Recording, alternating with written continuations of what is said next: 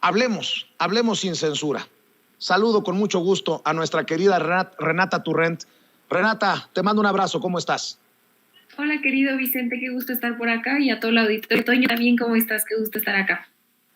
Gracias, Renata. Y también al maestro Jorge Armando Rocha, quien diariamente está dejando la víbora chillando en redes sociales, con lo que sube, con lo que comparte, con lo que opina. Querido Jorge Armando, ¿cómo estás? Te saludo también con mucho gusto. Igualmente, admirado Vicente, un placer estar contigo, y admirada Renata, un placer. Gracias, muy buenos días, aquí estamos a la orden. Bueno, estoy poniendo muchas cosas sobre la mesa para escuchar sus opiniones. También quiero incluir lo que en 2009, para aquellos que dicen que el ministro presidente Arturo Saldívar se tardó 13 años en dar a conocer sus opiniones sobre la operación de Estado de Felipe Calderón para proteger a Margarita Zavala y a su familia. No. En 2009, el proyecto del ministro Arturo Saldívar decía algo así: dado lo anterior, no puede más que concluirse que el cumplimiento de las obligaciones y deberes encargados a las autoridades involucradas pudo haber evitado no solo la actualización del trágico suceso, sino sus alcances posteriores, pudiendo preservarse o disminuirse la dimensión de las afectaciones a la vida e integridad de los menores. Atento a lo anterior, se presenta la relación de las autoridades a las que se les atribuye una responsabilidad de carácter constitucional. Sin embargo, la misma no debe adelantar juicios sobre responsabilidades de índole penal, civil o administrativas, debido a que, como se ha expuesto, la valoración de las pruebas y la determinación de las violaciones en el presente dictamen se realizó por esta Suprema Corte bajo estándares de carácter constitucional. El nombre y el cargo de las autoridades que se identificaron como responsables de las violaciones graves de los derechos que protege la Constitución son los siguientes: autoridades del Instituto Mexicano del Seguro Social, Daniel Caram. 2, Juan Francisco Molinar Orcasitas. Esto es lo que dice el dictamen precisamente de don Arturo Saldívar. 3, déjeme busco por aquí mi lista: Sergio Antonio Salazar Salazar, Carlos Rochín Nieto, Arturo Lepa Lizárraga, Noemí López Sánchez. Autoridades del Estado de Sonora: Eduardo Burz Castelo, gobernador del Estado priista entre 2003 y 2009, Wilebaldo Triste Candiani, Ernesto Vargas Gaitán, Fausto Salazar Gómez y Jorge Luis Melchor Islas. También autoridades del Ayuntamiento de Hermosillo, Sonora, encabezado por Ernesto Gándara Camú, presidente municipal entre el 2006 y el 2009, quien fue el candidato del PRIANREDE en el pasado proceso electoral y por quien Claudio X González y Gustavo de Hoyos fueron a Hermosillo, Sonora, a hacer campaña cuando los confronté y no tuvieron a bien darnos una declaración para que vea del tamaño de lo que estamos hablando. Jesús Davis Osuna, Roberto Copado Gutiérrez, entre otros más. Querida Renata Turrent, y dice Margarita Zavala que le creamos a ella, que le creamos a su hilo de Twitter, porque el que miente es Arturo Saldívar. Bueno, yo quisiera empezar recordando que esta tragedia, como muchas otras, sigue impune, y que, como tú bien dices, querido Vicente, la hoy diputada, lo digo con vergüenza para nuestro país, y tendría que estar dando explicaciones o presentándose en algunos juicios para explicar qué es lo que pasó, cuáles son los conflictos de interés en los que se vio involucrada al tener a su prima en esta guardería y no presidiendo la comisión que preside. Es de verdad una falta de respeto, claramente con los familiares de las víctimas, pero con toda la niñez y con este país, que esta señora siga vigente en la vida pública después de los crímenes que ella y su familia han hecho. Entonces, creo que, dicho eso, primero, yo donde creo que debemos llevar la conversación, además de, por supuesto, exigir a las autoridades que investiguen y que esclarezcan y que castiguen a los responsables de este crimen que sigue impune, es hablar un poco de cómo la vida pública en este país empieza a no solamente a ser pública hoy, sino que se empieza a abrir capítulos muy oscuros de nuestra vida, en este caso el ABC, pero también, parte de las promesas de campaña del presidente López Obrador ha sido, por ejemplo, también esclarecer qué es lo que sucedió en Ayotzinapa. Y este tipo de crímenes donde el Estado mexicano estuvo involucrado, poderlos empezar a hacer públicos, analizarlos abiertamente, para poder encontrar una solución y justicia para las familias afectadas, ¿no? Tanto en el caso de ABC, pero bueno, pues también otros casos que han sido, que el presidente López Obrador ha tomado como emblemáticos en su administración para esclarecer, ¿no? El caso de Ayotzinapa, que todavía está pendiente, pero también, por ejemplo, Pasta de Conchos. Ahora, creo que yo celebro muchísimo que el ministro Saldívar tenga el valor de salir a desenmascarar estos dos personajes que, repito, le han hecho muchísimo daño a este país y que siguen impunes, ¿no? No han sido castigados, vaya, ni siquiera socialmente, ¿no? O sea, por cierta parte de la sociedad siguen siendo arropados porque significan o representan una oposición al presidente López Obrador. Pero este tipo de personajes, el calderonismo, Margarita Zavala, obviamente Felipe Calderón, en cualquier otra democracia, quizá, no sé si en cualquier otra, pero en muchas otras democracias, serían personajes que estarían enterrados por lo menos socialmente, ¿no? Si no tuvieron consecuencias penales, por lo menos no tendrían que tener la decencia humana de no seguir contaminando la vida pública. Entonces, bueno, a mí me parece de verdad un cinismo, una ofensa al pueblo mexicano que sigan operando y haciendo sus fechorías, ¿no? Así a la luz del día, como si todas estas cuestiones no hubieran pasado en su sexenio. Y yo cerraría invitando a la audiencia a ver ayer la entrevista que le hace Luisa Cantú en La Octava a Margarita Zavala, donde no responde una sola pregunta sobre la responsabilidad que ella tuvo, que su familia tuvo, y sobre todo esto que, repito, creo es lo más importante del asunto, esto que abre o que pone el ministro Saldívar en la mesa de conversación sobre cómo en sexenios anteriores se usaba el Estado mexicano para encubrir a otros crímenes, ¿no? Hechos por, en este caso, el Ejecutivo y su familia. Entonces, les invito yo a ver esa entrevista, al ratito la puedo poner en mis redes sociales, donde la señora Margarita Zavala no contesta una sola pregunta de la responsabilidad que ella y su familia tienen en este crimen. Y también, si me permites, una invitación para que vean, escuchen la entrevista que nos concedió ayer Julio César Márquez, uno de los padres de los niños muertos en la guardería ABC, que coincide con lo que han dicho otros padres y madres de familia.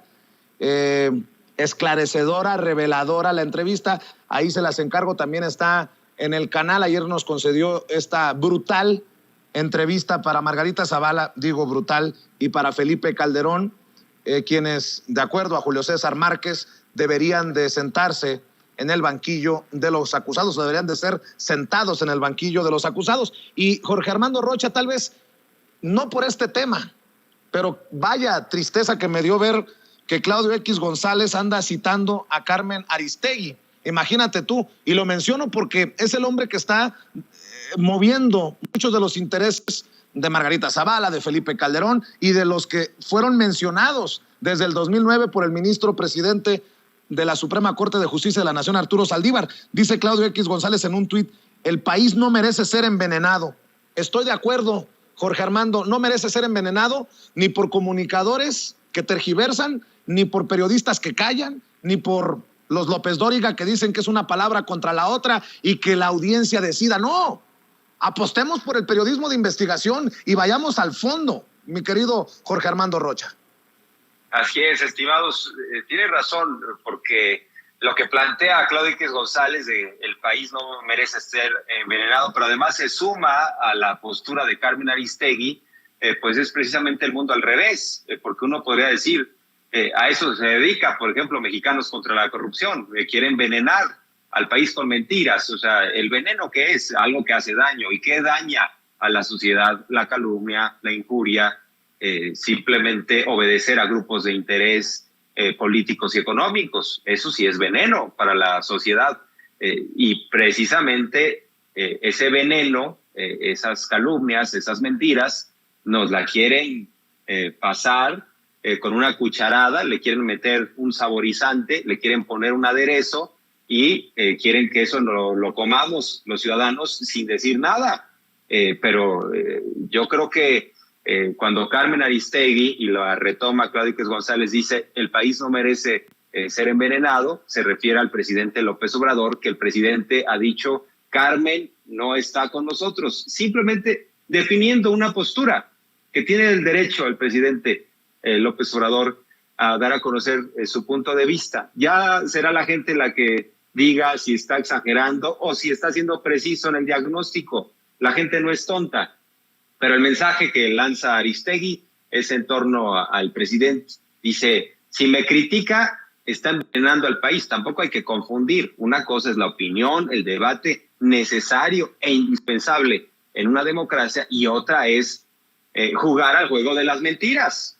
Vamos a ver quién es más mentiroso. En palabras de Alarraqui, pues la guerra de lodo. Vamos a mentir y vamos a imponer nuestras decisiones en función de mentiras. Yo creo que para que tengamos una democracia vigorosa, el debate debe ser en función de asuntos reales. O sea, si vamos a debatir, Vicente, y uno empieza a decir puras mentiras, pues ¿qué vas a debatir con esa persona? Son puras percepciones, puros prejuicios. No le vas a hacer cambiar de opinión a alguien que pues parte de desinformaciones. Y así está el debate en buena medida alimentado por estos grupos, y por eso el presidente dice, revelen lo que hay detrás, es lo que llama a los voceros, les dice, enseñen lo que hay detrás de esta careta, detrás de esta fachada, grupos de interés políticos y económicos. Pero regresando al tema de ABC y lo que sucede con Saldívar, pues yo creo que es muy importante que vuelva a poner sobre la mesa el asunto, porque para empezar, sigue impune, porque debemos ir al fundamento de las cosas y a la esencia de las cosas.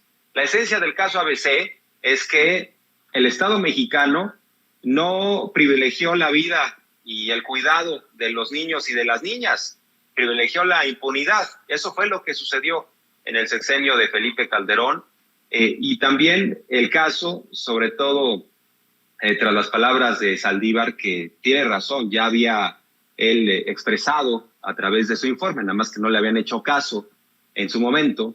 Pero bueno, lo que nos revela, sobre todo esta nueva discusión, y ya teniendo más información, nos revela el caso dos cosas desde mi punto de vista. Primero, que Felipe Calderón fue un hombre profundamente autoritario, un presidente que tenía un control férreo sobre la Suprema Corte de Justicia de la Nación.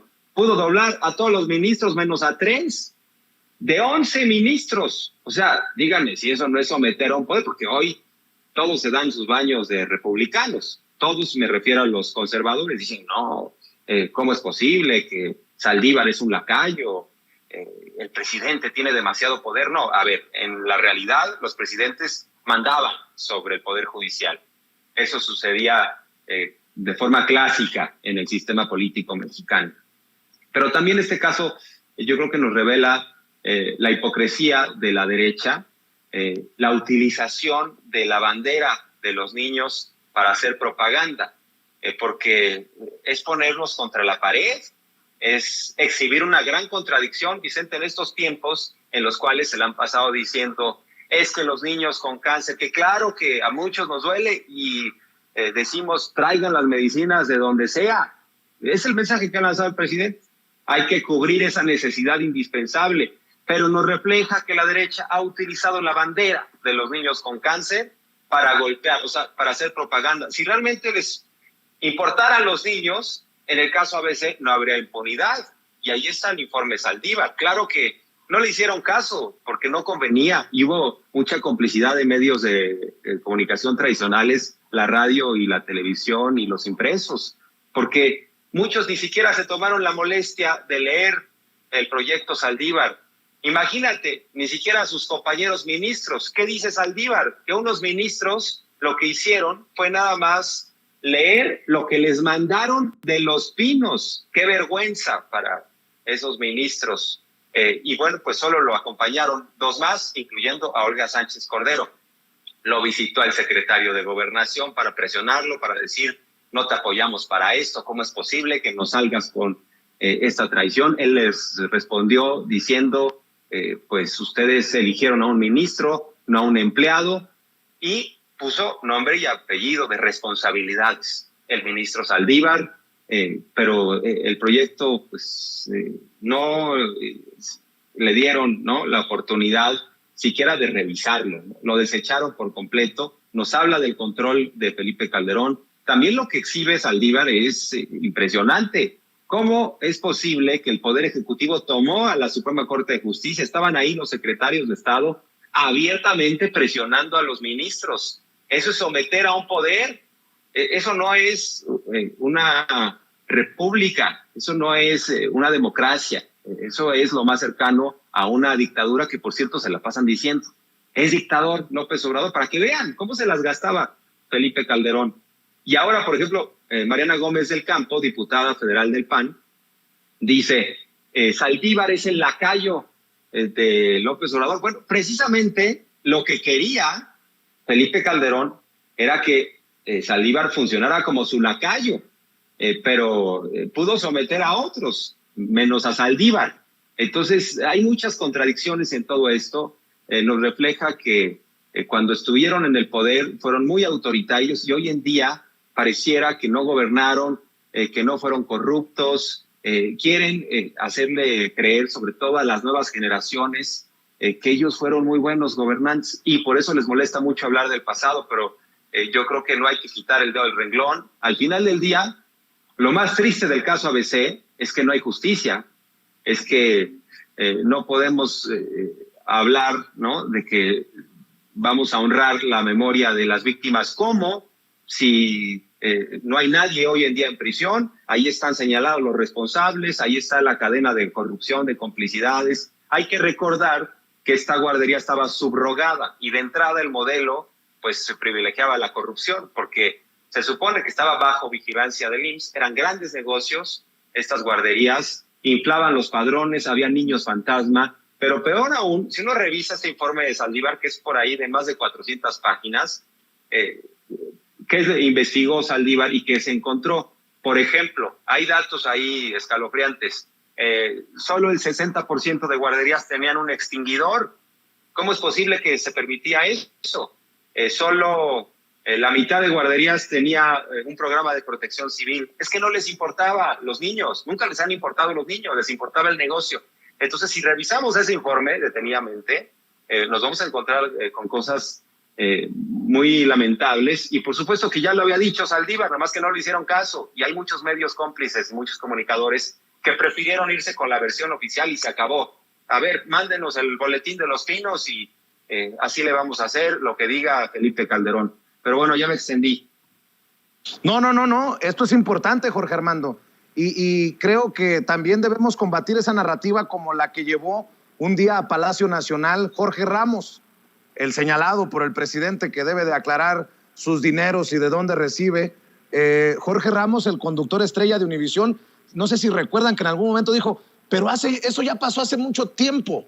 Pues no, 13 años de impunidad, y creo que este caso de la guardería ABC, del incendio de la guardería ABC, la muerte de 49 niños y niñas, debe de llevarnos nuevamente a exigir justicia, y en un descuido, solo en un descuido, que Felipe Calderón sea sentado en el banquillo de los acusados, y parece que toma también fuerza este llamado a desaforar, de quitarle el fuero a Margarita Zavala desde la Cámara de Diputados. ¿Y por qué lo menciono? Porque desde ayer me llamó mucho la atención que hace un señalamiento Fabricio Mejía a lo que ha estado reportando Diego Osorno desde hace muchos años. De hecho, en su libro de los Zetas aparece que Felipe Calderón lo que evitó, aplastando el caso de la guardería ABC, evitó ser señalado y llevado a juicio incluso por los crímenes que se cometieron en la guerra contra el narcotráfico. Les leo así rapidito, mi querida Renata Turrent, para escuchar también tu opinión.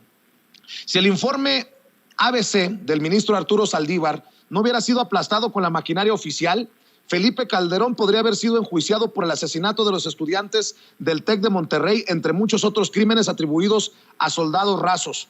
No solo las víctimas del ABC fueron afectadas por este acto autoritario de Felipe Calderón, con el que evadió su responsabilidad presidencial, también lo fueron las víctimas del irregular y trágico proceso de militarización emprendido para encubrir la crisis política de 2006. Celebro, dice Diego Enrique Osorno, celebro que el ministro Arturo Saldívar revele las presiones del gobierno de Felipe Calderón por su informe de la guardería ABC. Sin embargo, estas no solo eran para proteger a las familias y amistades presidenciales. Ojo, hay que agradecer al ministro por abrir esta caja de Pandora. Para cerrarla de nuevo, sería saludable dotar antes de un significado más digno a la palabra justicia en nuestro país. Así, Felipe Calderón no solo negó justicia a 49 infantes que fallecieron por corrupción, sino que avasalló a la Suprema Corte de Justicia de la Nación para blindarse jurídicamente y dejar a las tropas de la Secretaría de la Defensa Nacional y la Secretaría de Marina con la responsabilidad de asumir penas por decisiones equivocadas que él tomó. Mi querida Renata Turalt. Ay, Dios mío, sí, pues es que yo reitero, ¿no? El hecho de que estos personajes sigan impunes habla mucho de cómo han funcionado las cosas, desgraciadamente, en nuestro país con personajes poderosos como estos, ¿no? Que han ocupado las instituciones, que ahora, dicho sea de paso, se rasgan las vestiduras como si de que no sean independientes y no sé qué, cuando ellos mismos las usaron a su beneficio, describe perfectamente cómo operaba los personajes, los criminales que tenían poder en este país, ¿no? En este caso Felipe Calderón y Margarita Zavala. A mí sí me encantaría, y repito, si el caso de la guardería ABC, si lo que mencionas ahorita en este escrito, que me parece muy esclarecedor y muy claro, no son suficientes los hechos, no son suficientes las pruebas para que jurídicamente se proceda en contra de Felipe Calderón y de Margarita Zavala, yo considero que por lo menos tendrían que tener una sanción social, una sanción política, por lo que la idea de desaforar a Margarita Zavala me parecería algo que por lo menos como sociedad tendríamos que explorar, y que los y las legisladoras podrían ver si es viable, ¿no? Tanto políticamente como jurídicamente. Ahora, en el caso de Calderón, ahora me paso un poco a Calderón después de haber hablado de Margarita Zavala y sus crímenes. Los crímenes de Calderón los sabemos todos, y yo sí, una de las críticas que yo tengo al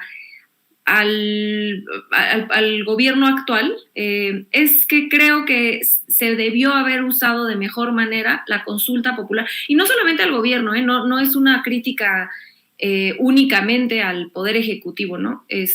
Una crítica fraterna y con mucho amor, porque saben que aquí el auditorio sabe bien que yo apoyo al presidente López Obrador, pero mi crítica va más allá del presidente. Creo que hay muchas instituciones que se quedaron cortas con la consulta popular que hicimos el año pasado como ciudadanía en contra de los expresidentes. En específico me refiero a la Fiscalía General. Y lo que yo planteo aquí es por qué no se usó ese capital político o esa voluntad popular que se mostró en las urnas con 7 millones de votos, que si bien no fue vinculante, porque las reglas de la consulta popular están hechas básicamente para que no se llegue a ese proceso vinculante, lo mismo sucederá con la revocación de mandato, es prácticamente, de verdad, poner la barra hasta el cielo, pensar que se va a llegar al 40% en una elección o en una consulta popular que no se empata con las elecciones normales, ¿no? Bueno, las elecciones intermedias o las elecciones presidenciales. Porque la oposición no quiso que se empatara, ¿no? Porque no les conviene a sus intereses políticos. Pero a mí sí me hubiera gustado ver, sobre todo la Fiscalía, que no tiene mucho prestigio porque ha sido muy lenta en sus investigaciones y desde mi humilde punto de vista nos ha quedado a deber un poco a los mexicanos, pues que hubiera usado esto como motor político, porque quien piense que la Fiscalía y el Poder Judicial están exentos de un ejercicio político, pues creo que es un poco ingenuo, pero que sí se hubiera usado esta demanda popular que se materializó en 7 millones de votos, en exigir o en impulsar algún tipo de sanción hacia los expresidentes, desde mi punto de vista en específico para Felipe Calderón, que creo yo que ha sido, por lo menos desde que yo tengo memoria, y aquí habrá disputa porque o algún poco de quizá de disidencia, yo sí creo que ha sido el presidente que más daño le ha hecho a este país, incluso peor que Salinas, ¿no? Entonces a mí sí me hubiera gustado ver más, y por eso repito, ¿no? Mi crítica es al Ejecutivo, no en específico a López Obrador, porque sinceramente la posición en la que está López Obrador para hacer uso de esa consulta popular, pues es muy compleja, porque lo hubieran acusado de persecución política y estas cosas, pero sí de la Fiscalía, ¿no? La Fiscalía tiene los elementos para buscar responsabilidades en este tipo de personajes, y la consulta popular le dio esa legitimidad popular que pudiera haber necesitado para buscar que estos personajes, en específico Calderón, pues cumpliera con la ley, ¿no? Por todos los crímenes que causó y todo el daño, el dolor. Porque recordemos que cuando hablamos de estos personajes no solamente es hablar de los crímenes que hizo al vacío, ¿no? Estos son personas que perdieron la vida, perdimos soberanía en este país, perdimos territorio en este país por la guerra en la que nos metió. Hubo familias como las que ya tú mencionas, de los estudiantes que fueron asesinados, que hoy siguen llorando a sus seres queridos, y esta guerra en la que llevamos tantísimos años, más de una década, pues la empezó él, como bien ya dice el texto que nos haces favor de leer, por una crisis política después de haberse robado una elección en 2006. Entonces, los mexicanos y las mexicanas en mayor o menor medida, pero todos y todas hemos sufrido las consecuencias de la guerra de Calderón, y creo yo, por lo tanto, merecemos que haya algún tipo de justicia, ¿no? Si no se puede la justicia penal, pues entonces, repito, ¿no? Algún tipo de sanción social, política, pero para mí lo más desolador, lo más que me hierve la sangre, es ver que esta gente que le hizo este daño a este país, que dejó a este país hecho un cementerio, siguen ejerciendo poder político, siguen presidiendo comisiones después que son una ofensa a las familias de las víctimas. Entonces, pues ojalá que si no podemos ver avances por la Fiscalía, pues que se puedan ver por otro lado, como ya bien decías, por medio del desafuero, y sobre todo, más adelante, que los mexicanos y las mexicanas, desde las urnas, desde la democracia, le digamos a esta gente que no hay cabida para personajes, para criminales de ese tamaño en la vida pública de este país. Entonces, ojalá que sea el último momento que alguien como Margarita Zavala, y digo, entiendo obviamente que los partidos políticos tienen sus legisladores plurinominales, pero que no me acuerdo si Margarita fue plurinominal o no, pero ahorita que me corrija Jorge Armando, que tiene la memoria más impresionante que yo he visto, pero bueno, se puede hacer un mensaje político en contra de este partido, el PAN, por todo el daño que le ha hecho a este país. Pues los ciudadanos podemos hacerlo desde las urnas, y bueno, pues con eso yo concluiría mi participación en esta ronda. Mi querida Renata, nada más para aclarar, Margarita Zavala sí le gana a Hidalgo, si recuerdo bien, el puesto.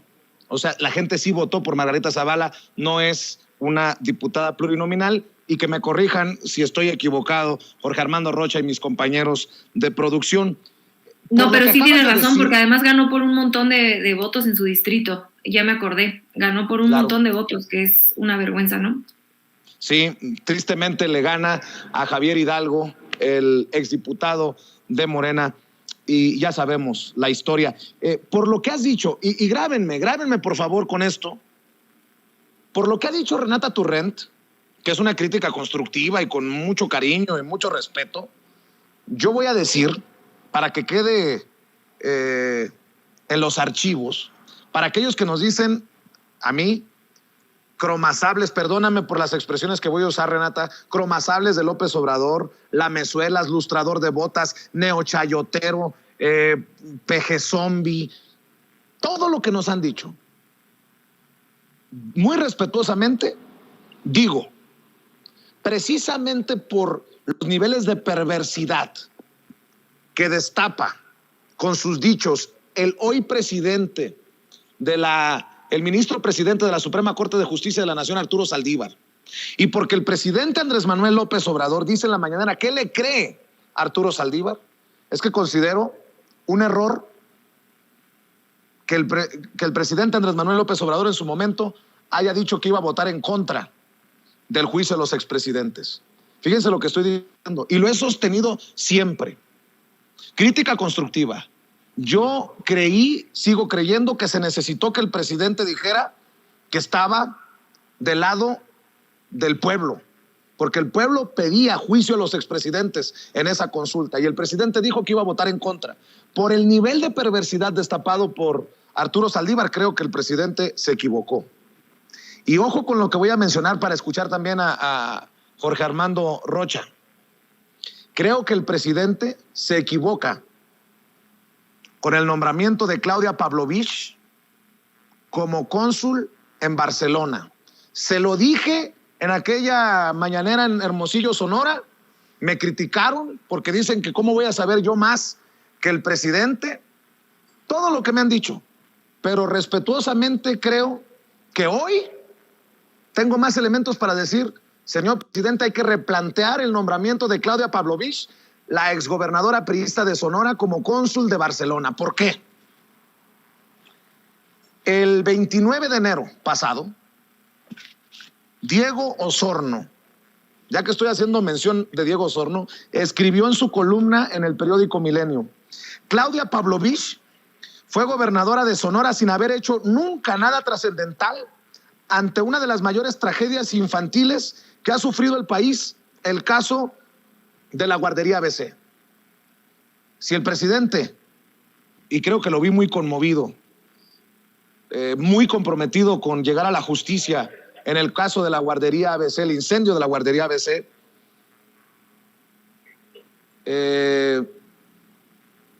escucha esta crítica constructiva, creo que no debería de dejarle al Senado de la República si avalan o no el nombramiento de Claudia Pavlovich. Creo que por lo que estamos conociendo también de Claudia Pavlovich, una tras otra, debería de repensarse o de retirarse el nombramiento a la exgobernadora de Sonora. Dice, nada más un poco para escuchar a Jorge Armando Rocha, y lo digo respetuosamente, señor presidente, con todas las ganas de que mi crítica sea constructiva para esta cuarta transformación. Influyentismo que trasciende gobiernos y fronteras, dice Diego Enrique Osorno. A raíz de la designación presidencial de Claudia Pavlovich como cónsul de México en Barcelona, hay que revisar el caso de la guardería ABC, un siniestro provocado por corrupción que duele más que ninguna otra, debido a que por ella fallecieron 49 infantes en Hermosillo. Los propietarios eran miembros distinguidos de la sociedad local y del PAN y del PRI, que sin el menor escrúpulo recibieron una subrogación del IMSS a pesar de no tener idea del manejo de estancias infantiles. El hecho reveló además un esquema nacional de influyentismo que volvió vil negocio la responsabilidad oficial de cuidar a los niños e hijas de los obreros. Tal esquema se activó también para darle impunidad a los dueños y los funcionarios responsables. Como parte de esa operación de blindaje, meses después del incendio, Claudia Pavlovich emitió una carta de recomendación a una de las propietarias, quien la presentó como parte de su alegato de defensa. Ya luego Pavlovich fue senadora y luego gobernadora de Sonora, sin haber hecho nunca nada trascendental ante una de las mayores tragedias infantiles que ha sufrido su estado y el país. Da la impresión, y sigue Diego Osorno, creo que he dicho lo suficiente, creo que he leído lo suficiente, Jorge Armando Rocha, para sustentar mi crítica constructiva ante el nombramiento de Claudia Pavlovich, ahora que se empieza a destapar la caja de Pandora, Jorge Armando. Estimado Vicente, bueno, lo que planteas es un tema bastante complejo, es lo primero que tendría que decir. no es un asunto nada fácil.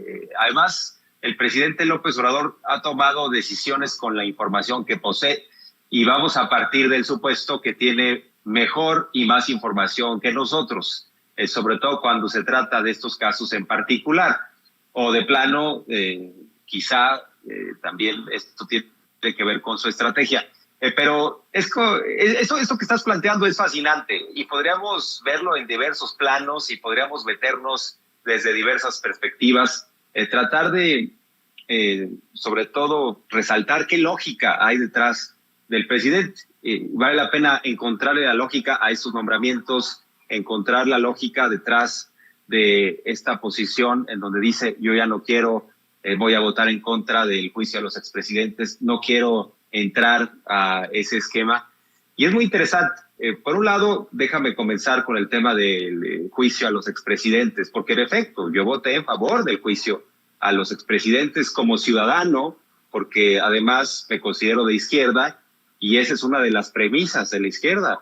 Pues ni perdón ni olvido, vamos limpiando la casa, no solo hacia adelante, sino hacia atrás, vamos resolviendo los agravios, porque tenemos un país con heridas abiertas, un país que ha sufrido mucho, que ha padecido un régimen neoliberal muy autoritario.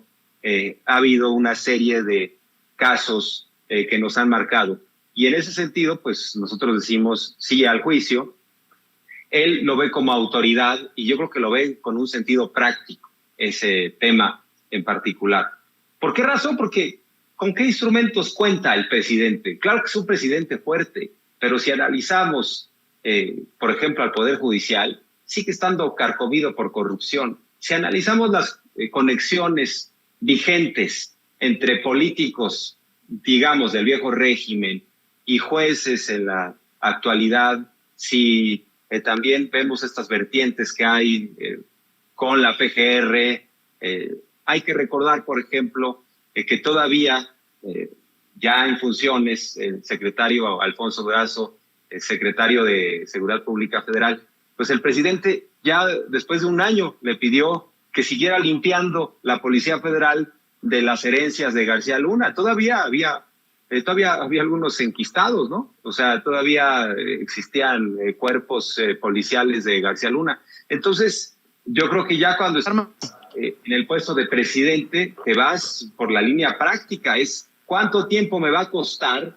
realmente llevar a juicio y qué desgaste de Estado puede implicar esto, porque no es fácil. Vean a Ricardo Anaya, se está burlando de la justicia, no llega a las audiencias y hasta ahora la PGR ha dicho algo, o me perdí el comunicado de la PGR en donde nos explique qué va a hacer respecto a Ricardo Anaya. Se burla de la justicia desde los Estados Unidos, no va a la audiencia, el juez no dice nada, la PGR tampoco comunica, no sabemos qué rayos está pasando. Pero si el Estado mexicano no puede hacer justicia respecto a un ex candidato presidencial que, bueno, pues está evidenciado, no solo en la actualidad, si los propios priistas dijeron, este hombre es corrupto, ahí están las declaraciones de Mid, ahí están también las declaraciones de los calderonistas, de Ernesto Cordero, de Javier Lozano, todos diciendo, este hombre es un pillo, y hay evidencias y le entregamos tanto, y él estuvo en negociaciones, y está el tema de lavado, le sacaron el asunto de sus propiedades en campaña. Si a ese hombre no lo pueden poner en prisión, imagínate a un Felipe Calderón, a un Vicente Fox o a un Peña Nieto que le deben les deben mucho a estos expresidentes de la República. Claro. Entonces tienen esta capacidad de una red, porque una cosa es la voluntad del presidente López Obrador de limpiar la casa y la otra, y yo creo que también tenemos que tener la capacidad de ver eso. Aún existe una red del viejo régimen que está protegiendo a esos intereses del viejo régimen. Esa red no ha sido desarticulada del todo. Y entonces el presidente dijo, o me pongo a gobernar hacia adelante, o me pongo a ver qué vamos a hacer con los grandes proyectos, con los programas sociales, con las reformas constitucionales, o simplemente pudo haber optado, porque esa era una alternativa, ser el presidente, digamos que justiciero, el que trate de llevar a todos estos a prisión, pero sería un desgaste, sería estar ocupado permanentemente, porque no es cosa fácil. Estos hombres, precisamente por eso robaron tanto, porque hay múltiples actores que les deben mucho, Vicente.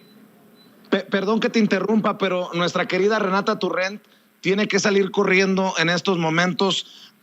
Y si me permites, me quedo contigo, pero quiero despedir a la querida Renata Turrent, que también invite para que la sigan en redes sociales. Entiendo que tenías un compromiso, mi querida Renata. Perdón a Jorge Armando Rocha que lo interrumpimos, pero me gusta que la gente se despida. Amor con amor se paga, querida Renata. Ay, querido Vicente, y perdóname a mí también, querido Jorge Armando, pero tengo una junta ahorita a las 12 que no puedo faltar, pero quería dejarle un abrazo al auditorio. Ya vi que se enojaron un poco conmigo por la crítica, pero no se enojen, nosotros somos pues obradoristas de todo corazón, y más bien es pues tratar de construir un poco entender, y creo que ahorita Jorge Armando está haciendo un gran trabajo en explicar las complicaciones, ¿no? No es así como de, ay, qué fácil, y bueno, al final de cuentas, pues todos somos seres humanos, pero pues aquí lo bueno de Sin Censura es que siempre somos claros en nuestra postura política y de esa forma dejamos que la gente decida. Entonces, bueno, pues yo con todo el amor, respeto y cariño que le tengo a tu audiencia, a ti, a Jorge Armando, les dejo un abrazo fuerte. A mí me encuentran en @rturrent y también me pueden ver los miércoles a las 10 de la noche en mi programa El Aquelarre por Capital 21. Les dejo muchísimos abrazos y nos vemos el próximo jueves. Gracias, Renata. Y regreso con Jorge Armando Rocha. Por cierto, Jorge Armando, qué bueno que lo dice Renata. Podemos hacer crítica constructiva. Tú lo estás explicando desde otra perspectiva que me parece fenomenal. Y yo nada más quiero decir, a mí me pueden escupir veneno, tanto fuego amigo, disque obradoristas, como borolistas, adversarios de la Cuarta Transformación. Algunos dicen, oye, pero tú estabas criticando hace muchos años o hace algunos años a Andrés Manuel López Obrador. Sí, y admito que pude haberme equivocado, pero hoy creo que nadie puede cuestionar el compromiso que tengo con este proceso de transformación. Oye, pero tú dijiste esto de López Obrador. Pues sí, y también tenemos derecho a equivocarnos, pero en momentos como el presidente ha dicho, de definiciones, creo que queda claro que a pesar de las críticas constructivas, a pesar de no estar de acuerdo en todo con el presidente, que quede claro en qué lado de la mesa nos sentamos, querido Jorge Armando Rocha.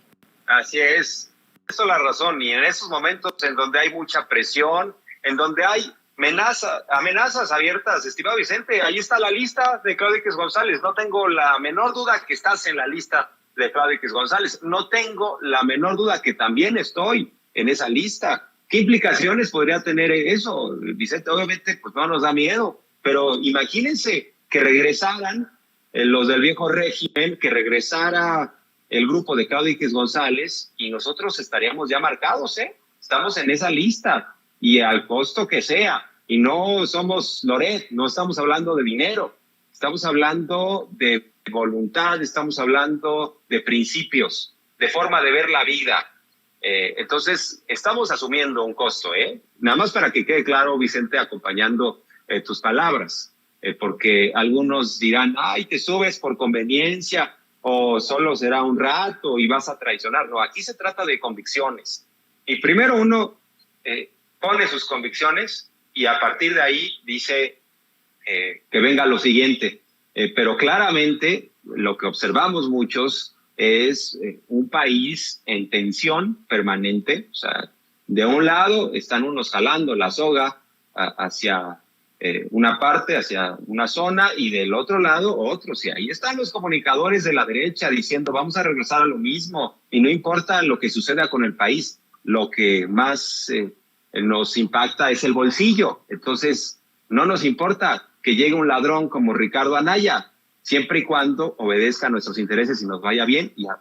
Y para muchos otros, de nosotros es una aventura. Es decir, no sé, yo no lo hago porque me vaya a ir de X o Y manera, sino es una convicción y uno pone las convicciones por delante y lo que resulte. Es que algunos no entienden las convicciones, algunos todo lo ven en función de dinero.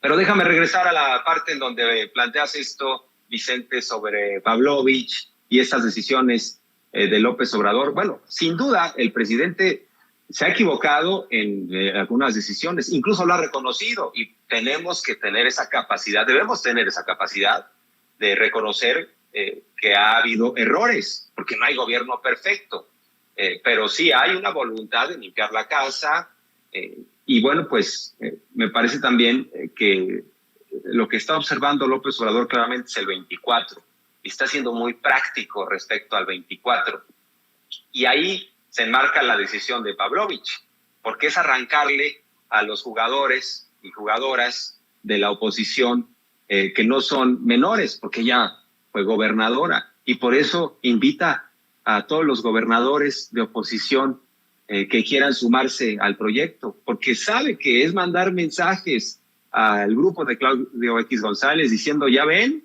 ustedes dicen que soy el peor, pero ya se suman priistas, panistas, y no cualquiera, sino de mucho peso.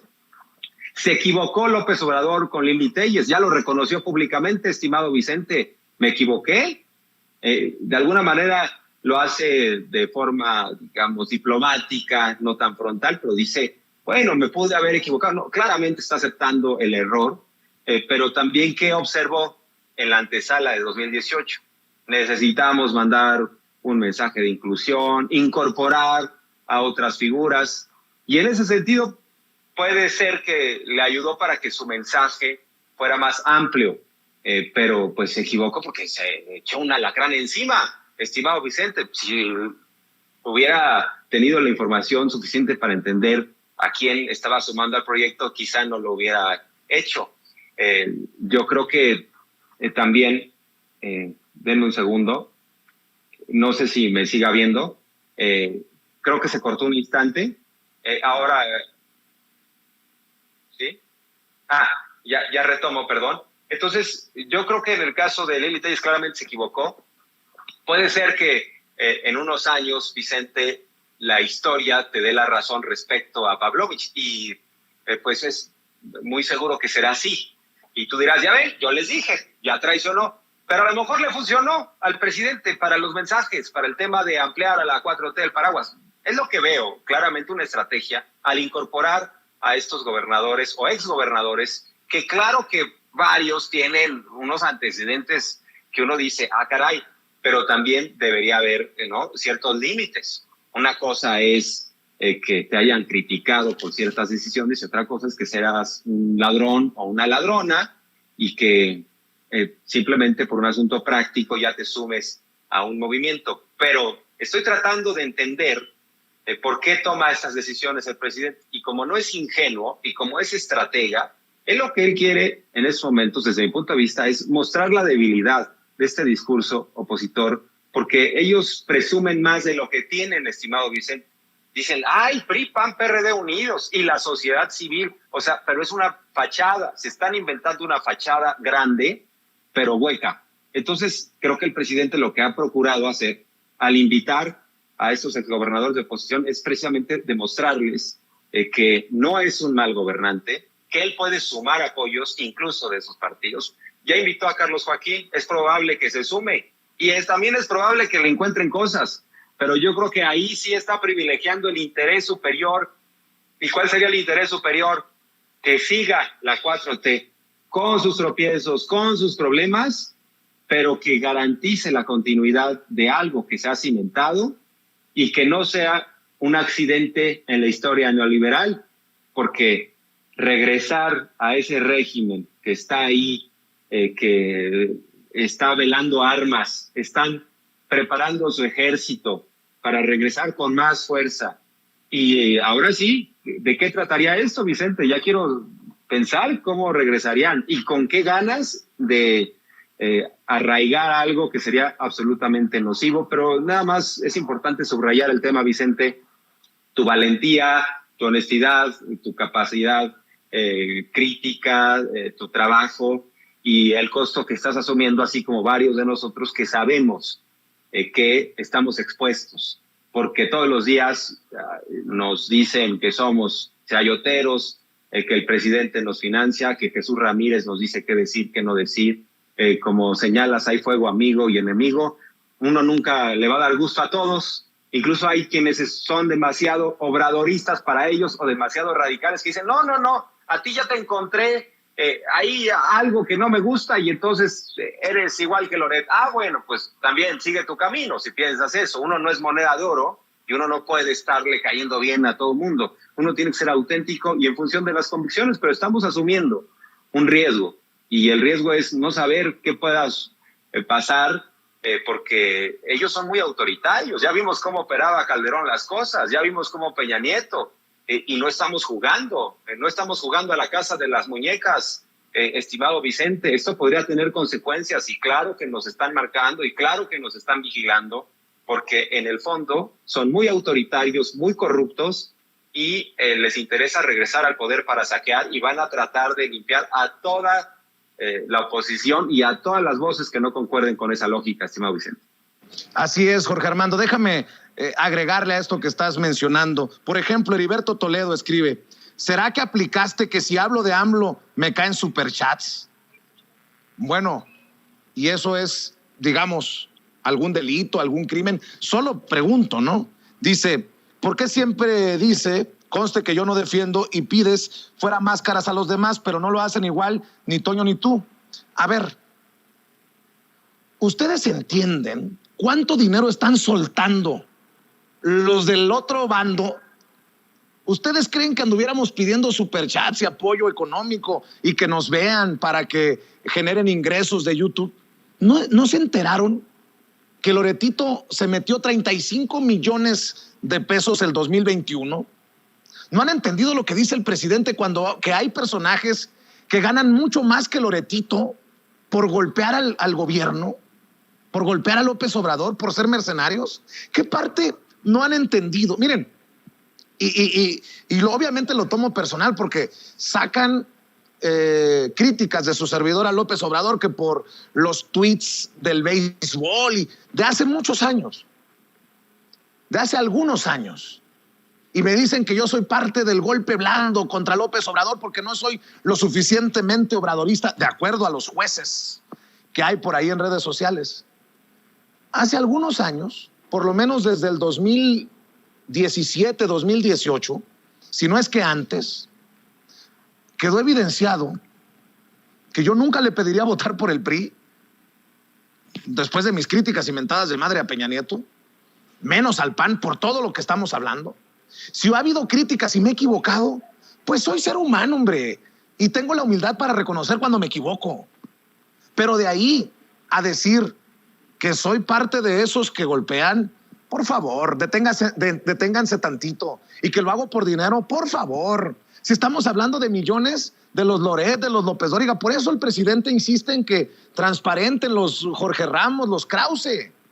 No dice los Jorge Armando Rocha, no dice los Vicente Serrano, porque sabe que nosotros. ¿Ustedes creen que el presidente no está enterado de lo que genera Jorge Armando Rocha o de lo que genera Vicente Serrano? Por eso cuando me dicen, oye, tú te estás construyendo un palacio en Sonora, oye, tú tenías una Casa Blanca en Huatulco, me da mucha risa. En momentos en que destapamos que León Krause está vendiendo su casa en Santa Mónica por $3,650,000. Por favor, hombre, carajo, pongámonos serios.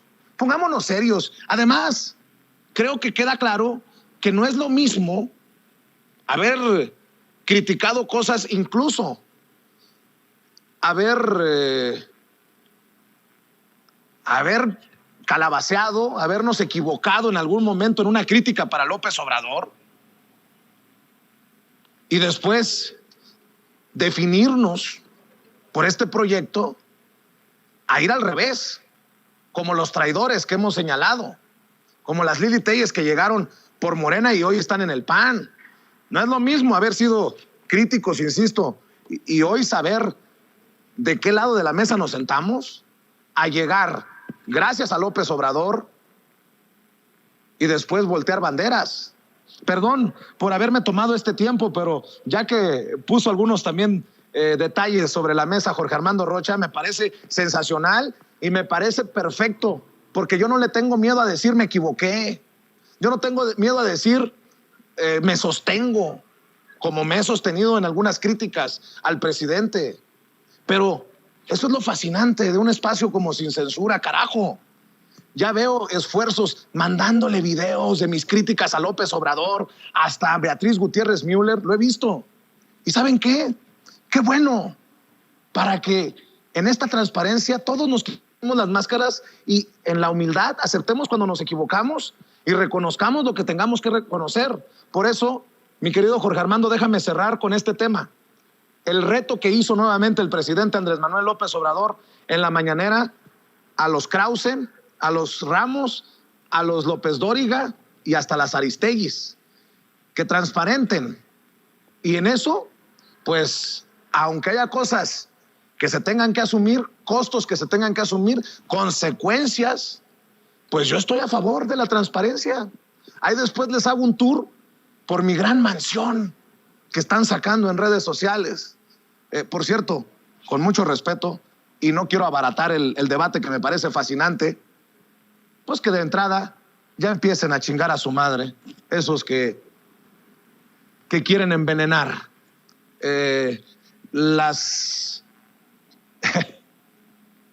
discusiones que creo que son necesarias e urgentes en torno hacia los comunicadores y hacia los periodistas. Esto es lo que dijo el presidente Andrés Manuel López Obrador en la mañanera. Le sigo preguntando al señor Loret de Mola porque el Instituto de la Transparencia no quiere que yo transparente los documentos que poseo, donde se demuestra que este señor tiene ingresos, y solo estoy hablando de sus percepciones, no de sus bienes, de 35.200.000 pesos el año pasado. O sea, a razón de 3 millones de pesos mensuales. Pero no solo es él.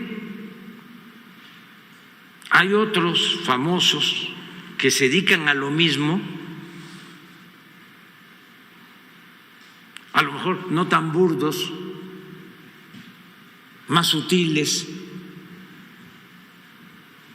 pero por eso mismo quizá ganan mucho más. O sea, no 3 millones, ganan 10, 15 millones de pesos mensuales. Los dos, que digan cuánto ganan, porque aunque estén en Estados Unidos, lo que manejan todo es para mexicanos de allá y de acá. Y las empresas tienen que ver con la población hispana y Ciro, Gómez Leiva, y Joaquín López Dóriga y la misma Carmen Aristegui y otros. Armando Rocha, es importante este tema y es importante escuchar tu opinión. Creo que el presidente va con todo y no hay paso atrás, no hay retorno en este debate y en esta exigencia por la transparencia. Así es, estimado Vicente, pues no se va a cansar, el presidente es consistente, incluso lleva varios días hablando del tema, no se le va a pasar, no es un enojo, no es algo que uno podría decir una expresión visceral, producto del tema de Baker Hughes, no, es una postura de Estado, porque lo que quiere que quede muy claro, lo que quiere revelar el presidente son los intereses detrás de estos comunicadores fachada, porque se trata de intereses muy poderosos, grupos políticos y económicos.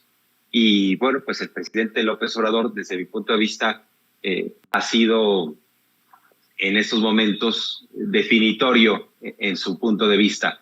yo creo que los está acorralando sin ser autoritario, porque una cosa es que hubiera investigaciones, por ejemplo, del SAT o denuncias ante las instancias correspondientes. No, otra cosa también sería, por ejemplo, que llamara a los medios de comunicación a que quitaran a esos voceros. No está haciendo eso, simplemente en términos del debate. Los está dejando sin la posibilidad de darse sus baños de neutralidad, porque en el fondo la premisa de López Obrador es muy simple y creo que es cierta y es comprobable, ¿no? A grandes sueldos, grandes intereses detrás, porque no están haciendo esas fortunas de la nada, porque sean realmente brillantes o sepan mucho. No sé cuánto leyeron o cuánto reportearon, cuánto trabajaron para tener esos sueldos. Lo que se está demostrando por parte del presidente es que detrás de esos voceros hay grupos muy importantes. Entonces, imagínate, son los mismos, Loret, Ciro y esos que están diciendo, hay un conflicto de interés en el caso de Baker Hughes y en el caso de José Ramón López Beltrán, ¿no? Que no han podido probar.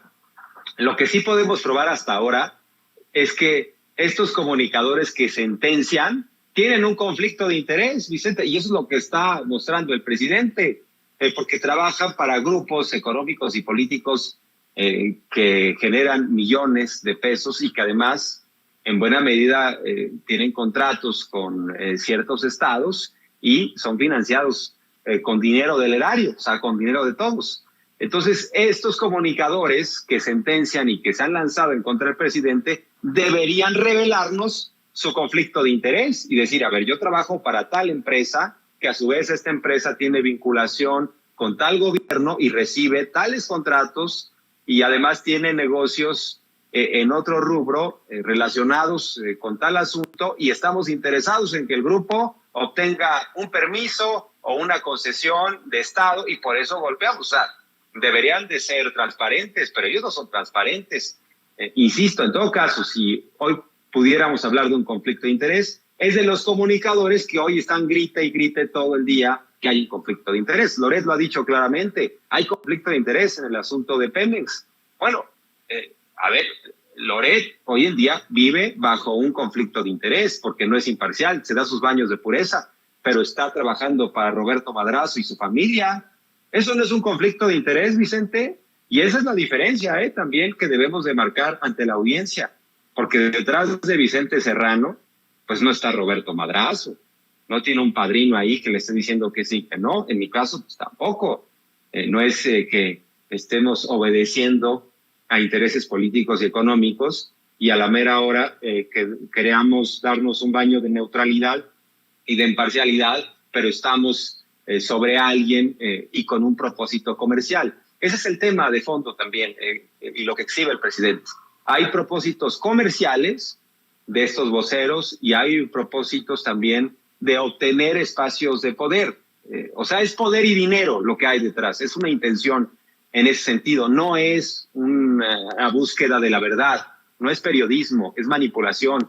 Por eso Alarraqui dice, contrátenme, yo soy experto en propagar mentiras, va por ahí el asunto. No nos interesa la verdad, jamás les ha interesado, porque reportear en la calle para ellos, estar con la gente, escucharla, ponerse de ese lado, no es negocio. El negocio está con los de arriba y por eso están pegados, estimado Vicente, y el presidente en ese sentido dice, déjenme, en el caso de Loret, revelar y los demás muestren sus cartas porque están muy escondiditos, sus cartas están bien escondidas todas, estimado Vicente, pero no las están mostrando. Enseñen lo que traen realmente, quiénes son, a quién obedecen, quién les da línea, quiénes son los dueños que les hablan y les dicen que sí, que no, y también que les piden este tema, ¿por qué? Oye, me interesa esto porque tenemos tal negocio en tal estado, vamos a golpear acá, vamos a premiar acá, porque también es premio y castigo. ¿O a poco, estimado Vicente, en Latinos, Loret cuando entrevista a cualquier político es igual de mordaz? O sea, es lineal en su comportamiento, él destruye a todos. Por eso cuando muchos decían, Todos Somos Loret, yo puse un tuit en donde dije, yo me solidarizo con las víctimas de Carlos Loret, a quienes golpeó por consigna, a quienes destruyó en su imagen, seguramente de forma infundada, por un asunto comercial o político, estimado Vicente. Mi querido Jorge Armando Rocha, por eso te respeto, te admiro, y tú sabes que no es de los dientes para afuera, y ojalá que algún día podamos tener los fondos, no como Loret, pero los fondos suficientes para que el equipo de producción pueda seguir poniendo al aire, en vivo, el programa que orgullosamente conducías diariamente en Sin Censura. Ojalá que nuestras agendas nos permitan volver a trabajar así diariamente juntos.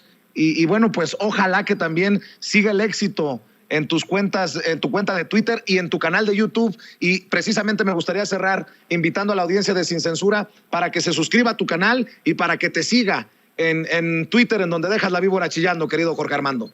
Estimado Vicente, un placer, muchas gracias por tus palabras y ya sabes que eres correspondido, muchas gracias. Siempre voy a estar muy agradecido y también cuentas con mi respaldo y mi confianza y mi admiración permanente. Me siguen en Twitter como @RochaPeriodista y me pueden seguir también en mi canal Jorge Armando Rocha, ahí estamos todos los días. Estimado Vicente, un placer, muchas gracias, un honor, vamos a estar presentes en estos análisis y lo que se pueda. Un abrazo, gracias Vicente. Cuídate, Jorge Armando Rocha, hablando con nosotros Sin Censura, y me da mucho